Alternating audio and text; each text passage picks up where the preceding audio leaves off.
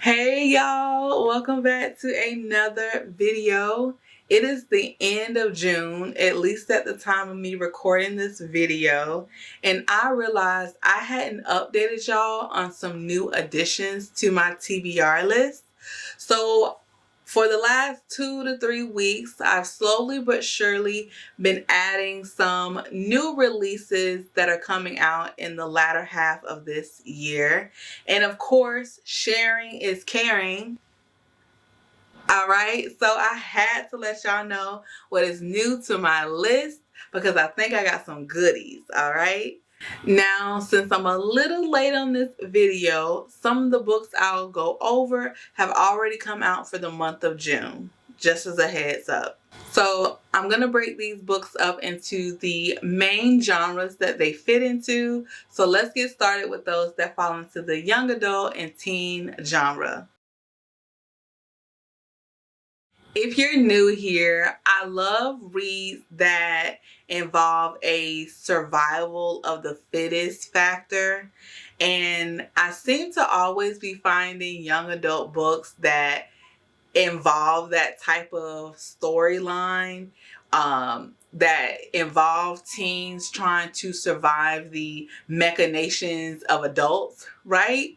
And this first book seems to fall into that category, and it is The Grandest Game by Jennifer Lynn Barnes. Now, when I added this book, The Grandest Game, I didn't realize at the time that it's a part of a larger series. So The Grandest Game is almost like a spin-off, a continuation of the main series, which is called the Inheritance Games. So the struggle is real because now I feel like I have to read the Inheritance Games first before I can read The Grandest Game. I looked and looked and I didn't see any reviews where it said you can just pick up at The Grandest Game. So for my own benefit, all right, and for the safety of my, reader mind, I'm going to go and read the Inheritance Games first. But let's talk about what the Grandest Games is about. In the Grandest Game, an annual competition is being held by billionaire Avery Grahams with the help of the 4 Hawthorne brothers. Now, in the Inheritance Games, the series focuses on Avery, her story, and how she came into a lot of money, okay? And she ended up inheriting this money from the Hawthorne's brothers' grandfather, I believe. So in The Grandest Game, this spin-off series, Avery is, I guess, in charge of holding this annual competition where competitors get a chance to win fame and fortune.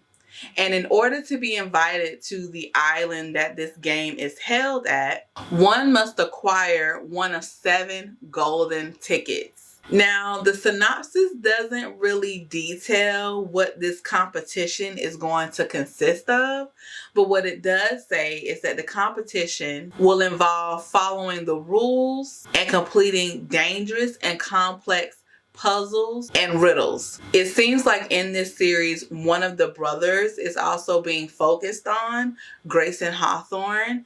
And for this competition, he's been put in charge of a vital role. But apparently in this role, he and others are being pushed to their limits because not everybody is playing by the rules. Next up is The 4 by Ellie Keel. This is a dark academia read. In 1994, 4 scholarship students are accepted into an exclusive boarding school.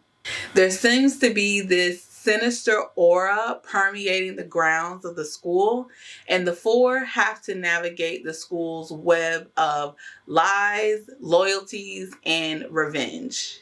When one of the 4 reveals a damning secret, It threatens the other three's ability to stay. Each of them must decide what risks they're willing to take in order to keep their spot at this school.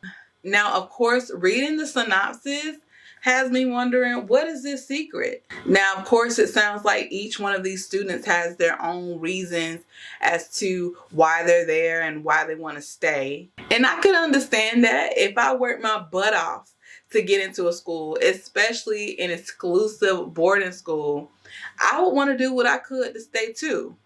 Now, I don't know what this secret is, but all I know, okay, if you tell it to me and it risks my spot, I'm snitching. Okay?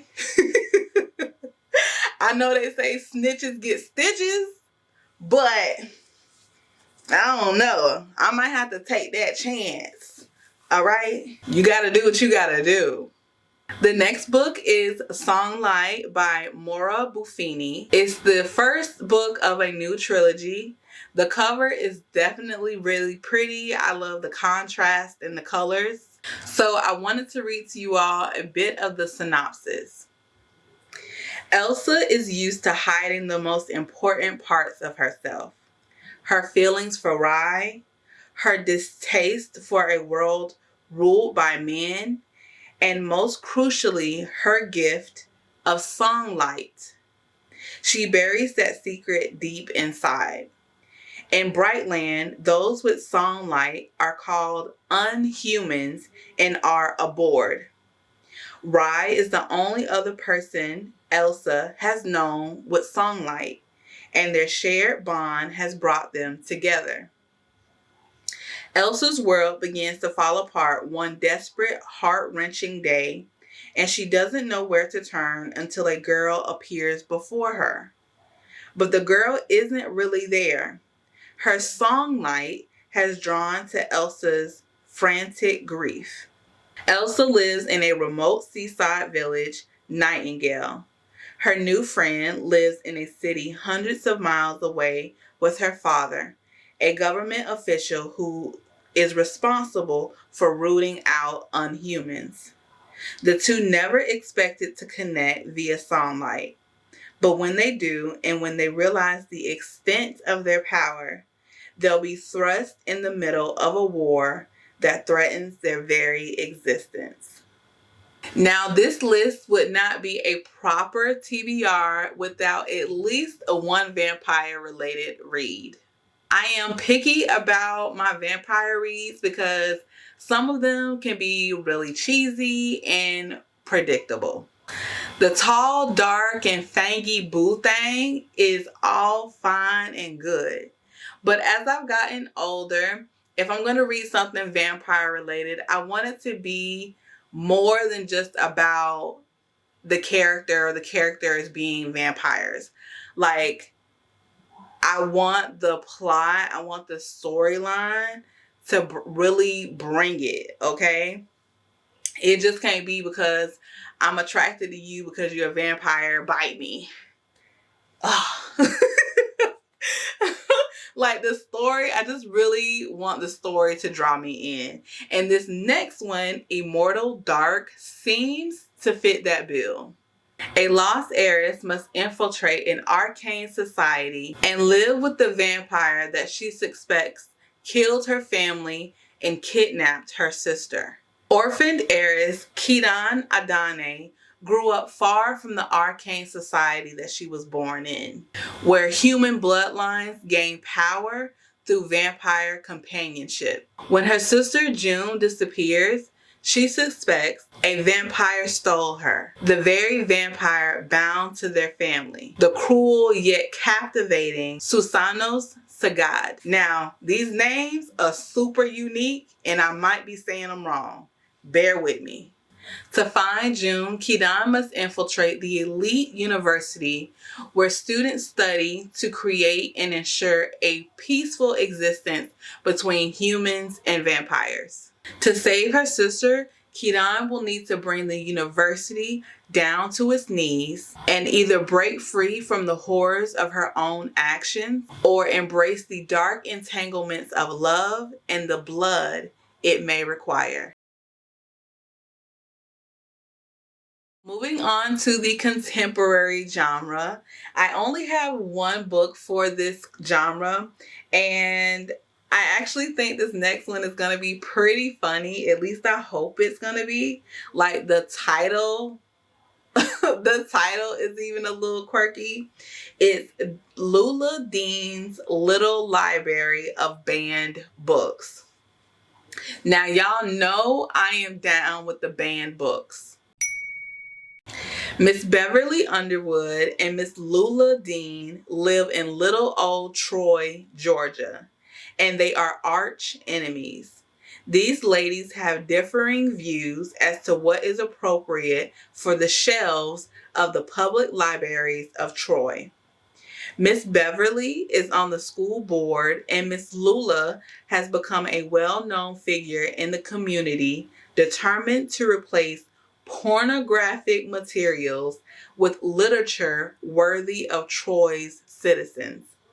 Miss Lula starts her own little free libraries with wholesome titles. Of course, not all agree with Miss Lula's crusade and decide to take some action of their own. Someone starts filling Miss Lula's library with banned books. The jackets of the books replaced with wholesome titles, and the lives and mindsets of the town people start to change in unexpected ways. When Miss Beverly and Miss Lula run against each other for mayor, the culprit has to fess up, as the whole town will be caught up in the feud between the two.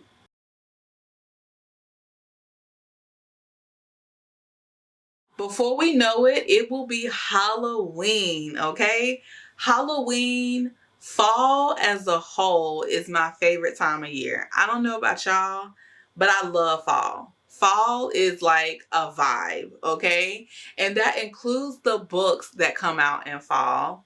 And so this next part of the video is dedicated to mysteries, thrillers, and paranormal releases. First up for this genre category is incidents around the house. Now, when I read this synopsis, I almost got Other Mother vibes from Coraline. I don't know if y'all have watched that movie. I have not read the book for Coraline, and I actually kind of want to do a video on reads for kids. We'll see. But this book gave me Other Mother vibes from Coraline. Let's read the synopsis. To 8-year-old Bella, her family is her world. There's mommy, daddo, and grandma Ruth. But there's also other mommy, a malevolent entity who asks her every day, "Can I go inside your heart?" That sounds so creepy. That sounds incredibly creepy. Can I go into your heart?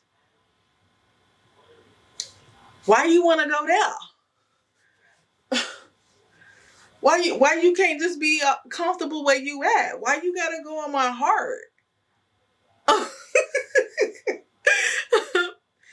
When horrifying incidents around the house signal that the other mommy is growing tired of asking Bella the same question over and over, Bella, the 8-year-old, understands that unless she says yes, soon her family must pay.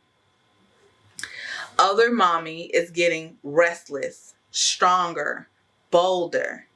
Only the bonds of family can keep Bella safe, but other incidents show cracks in her parents' marriage. The safety Bella relies on is on the blink of unraveling, but other mommy needs an answer. This definitely sounds creepy, but I can't wait to read it. Next is The Silence Factory. The cover is definitely interesting. Like, I like how it looks kind of, I don't know, historic, and I think this is actually like a historical fiction. It starts that way, but then the timeline also goes into like modern day. And looking at it, you can't help but wonder, like, why has this woman or this character been silenced? From the attention grabber in the description, it says, from the acclaimed author of the #1 international bestseller, The Binding, a captivating story of gothic suspense about a powerful family, the magical and dangerous silk their fortune is built upon, and the exploitative history they are all desperately trying to hide.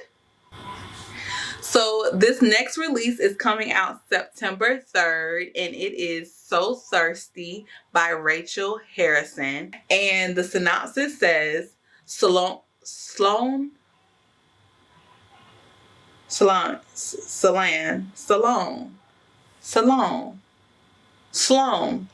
I know how to say this name. Sloane Parker is dreading her birthday. She doesn't need a reminder she's getting older. Who does? Or that she's feeling indifferent about her own life. Her husband surprises her with a weekend birthday getaway. Not with him, but with Sloane's best friend, troublemaker extraordinaire, Naomi. Now, we all have that troublemaker rebel best friend, right? Sloane anticipates a weekend of wine tastings and cozy robes and strategic avoidance of issues she'd rather not confront, like her husband's repeated infidelity. But when they arrive at their rental cottage, it becomes clear Naomi has something else in mind. She wants Sloane to stop letting things happen to her, for Sloane to really live.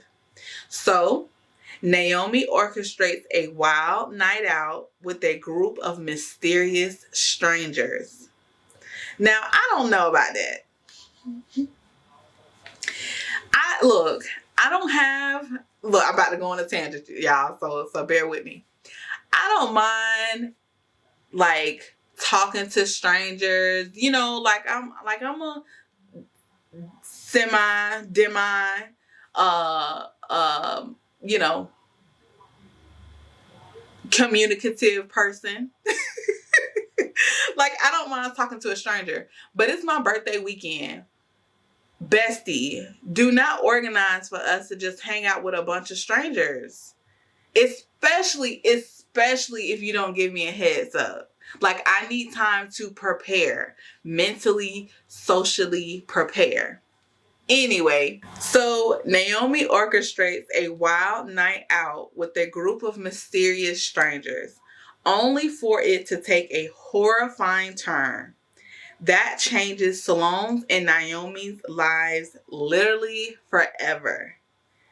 The friends are forced to come to terms with some pretty internal consequences in this bloody, seductive novel about how it's never too late to find satisfaction, even though it might taste different than expected.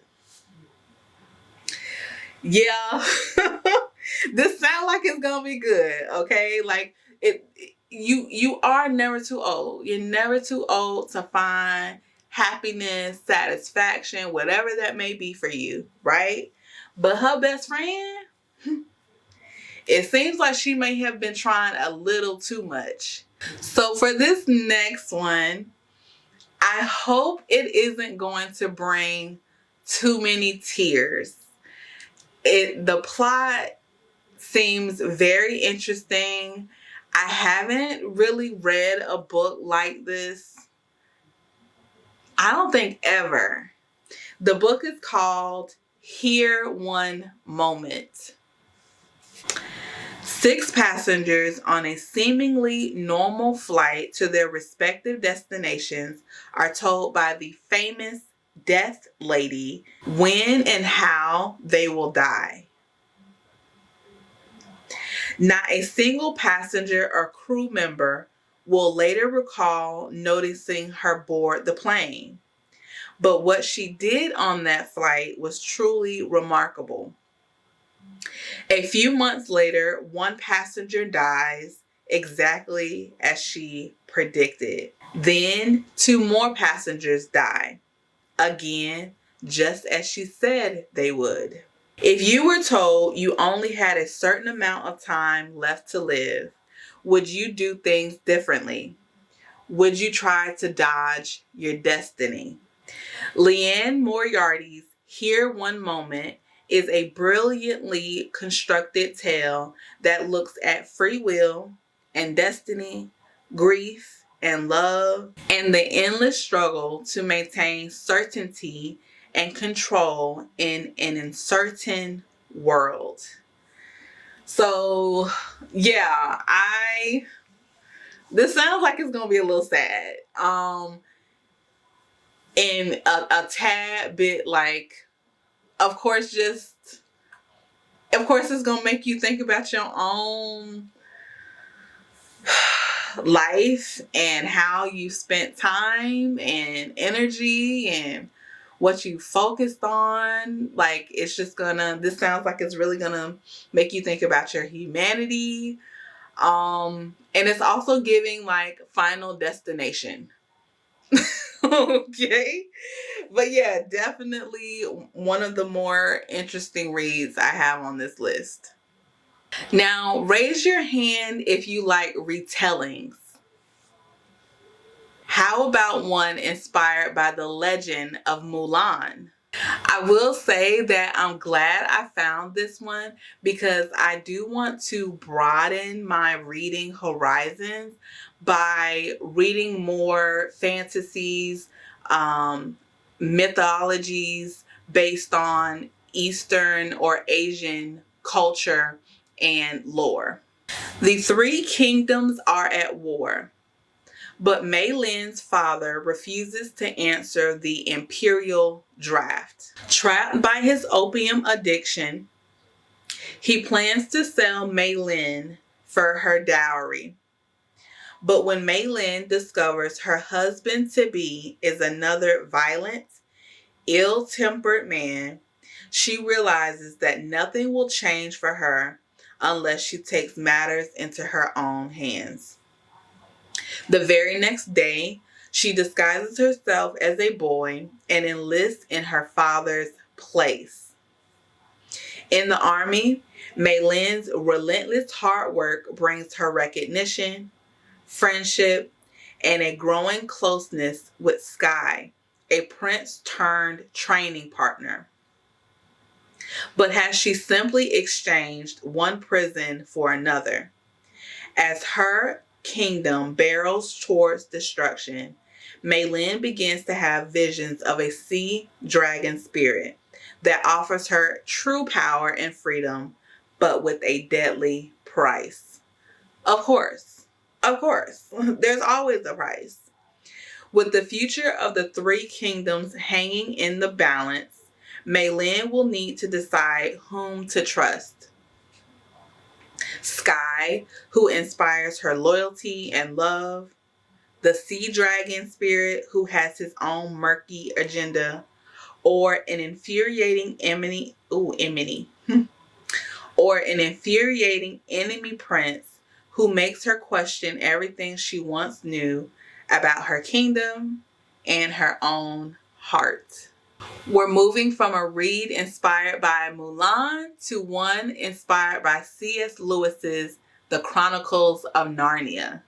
As boys, best friends Jeremy Cox and Raph Howell went missing in a vast West Virginia state forest, only to mysteriously reappear 6 months later with no explanation of where they'd gone or how they'd survived.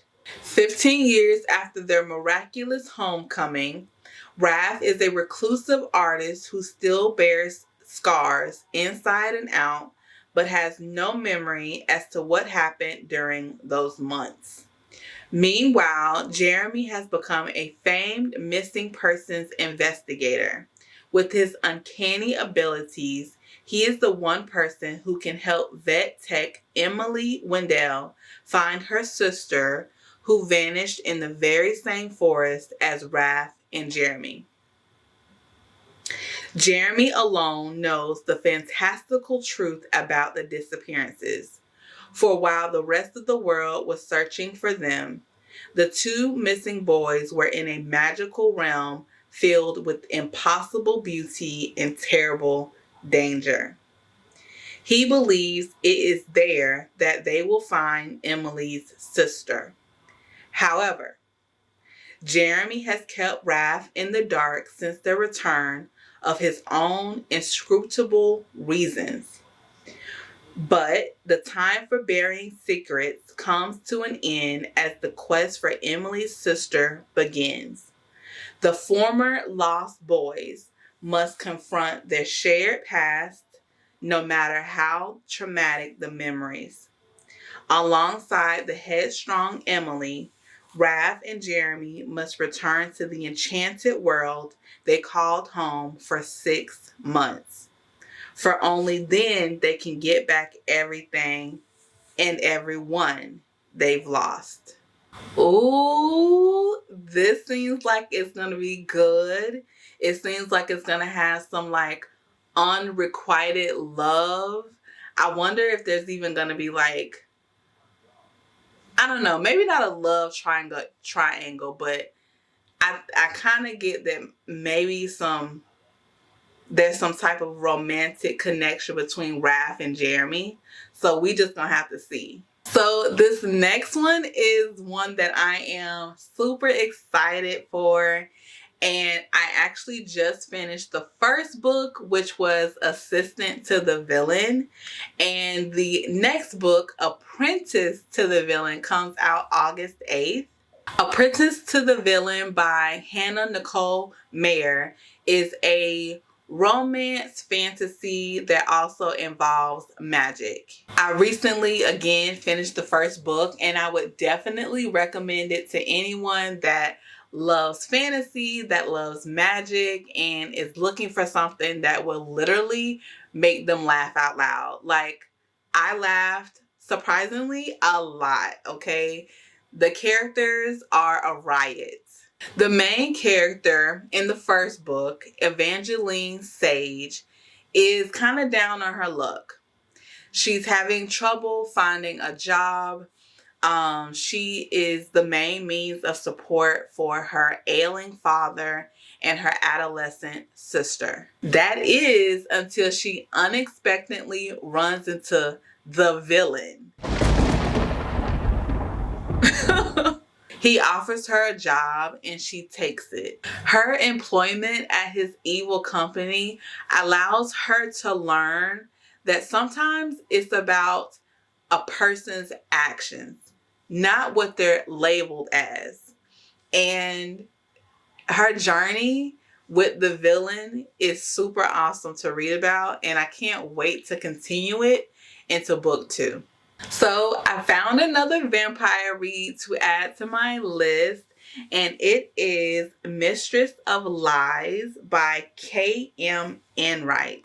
And this book seems to be another book involving a female main character that is about handling her business on her own terms, in her own way, and anybody that isn't with the program gonna have to get out the way.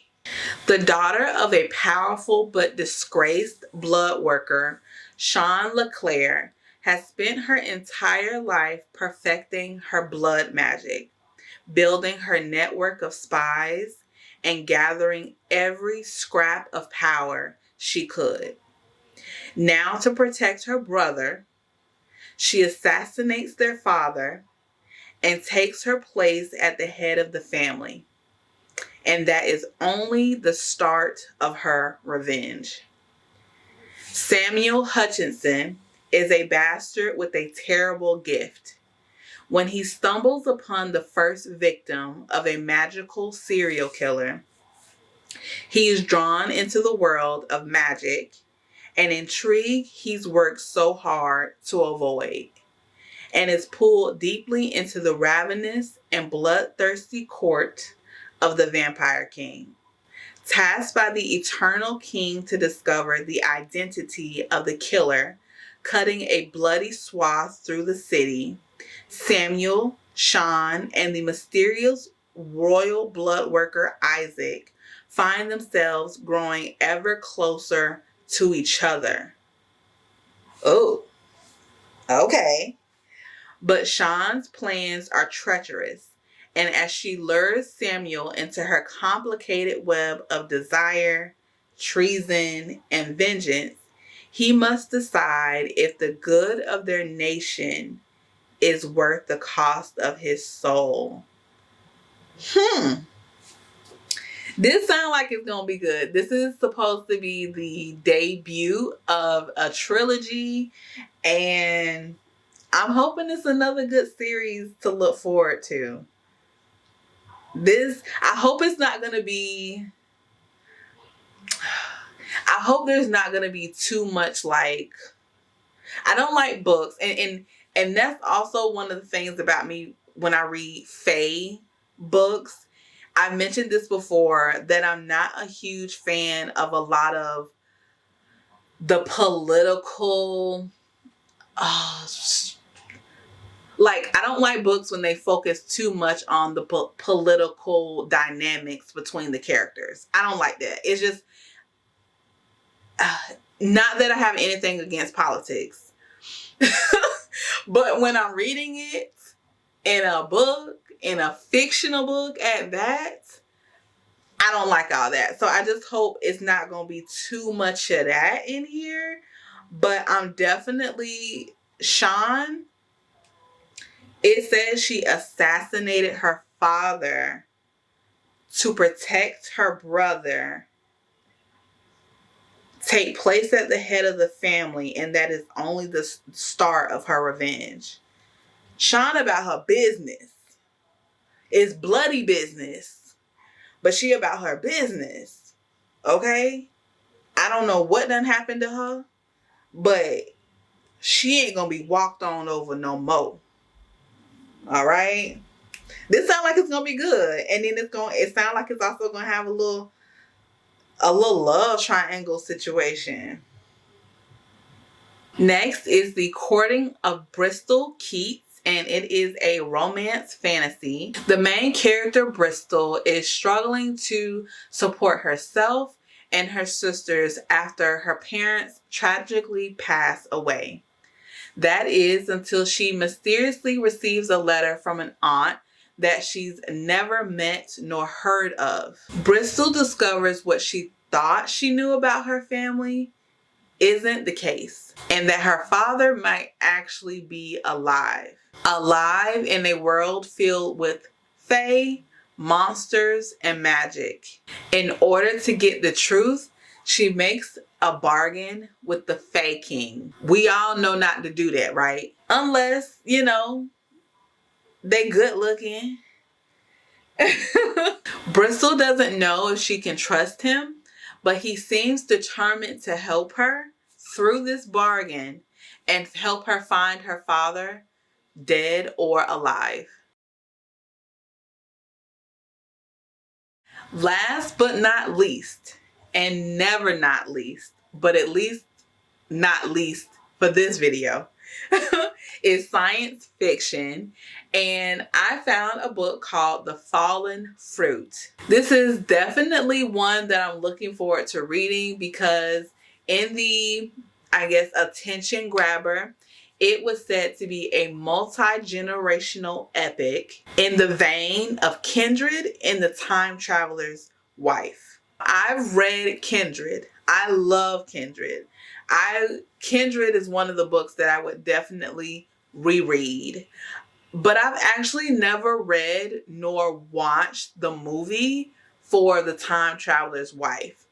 But just based off of what I've heard about The Time Traveler's Wife and what I know about Kindred, I'm hoping this book, The Fallen Fruit, won't be a disappointment. On a rainy day in May 1964, history professor Cicely Bridge Davis begins to search for the 65 acres of land she inherited from her father's family. The quest leads her to uncover a dark secret. In every generation, one offspring from each Bridge family unit vanishes and is mysteriously whisked back in time. Rules have been established that one must follow to prevent dire consequences. Here are the rules. Never interfere with past events. Always carry your free Negro papers. Search for the survival packs in the orchard and surrounding forest. The ribbon on the pack designates the decade the pack was made to orient you in time. Do not speak to strangers unless absolutely necessary. With only a family Bible and a map marked with locations of mysterious containers to aid her, Cicely heads to the library, hoping to discover the truth of how this curse began and how it might end. As she moves through time, she encounters a circle of ancestors, including Sabrina Humbles, a free Black woman who must find the courage to seize an opportunity or lose her heart, Luke Bridge, who traverses battlefields, slavery, and time itself to reunite with his family, Rebecca Bridge, a mother tested by an ominous threat, and Amelia Bridge, a young woman burdened with survivor's guilt who will face the challenge of a lifetime and change Cicely's life forever. Well, that's all my bookish folks. I definitely had fun sharing these new latter half of 2024 releases with you all. Hopefully, at least one of these you have added to your list or plan to. I will definitely be perusing my library catalog soon to look for these so I can go ahead and snatch them up. Thanks again for tuning in for another video. If you're new here, check out some of my previous videos. And if you like the vibe here, the content, please consider subscribing. And again, if you're a returning subscriber, thank you for your continued viewership. All right, y'all. Until next time, I think my next video, I'm going to go over the books I read for June, which wasn't a lot. But that'll be my next upload, hopefully soon. Until next time, y'all, be blessed, be safe, and enjoy the rest of your day.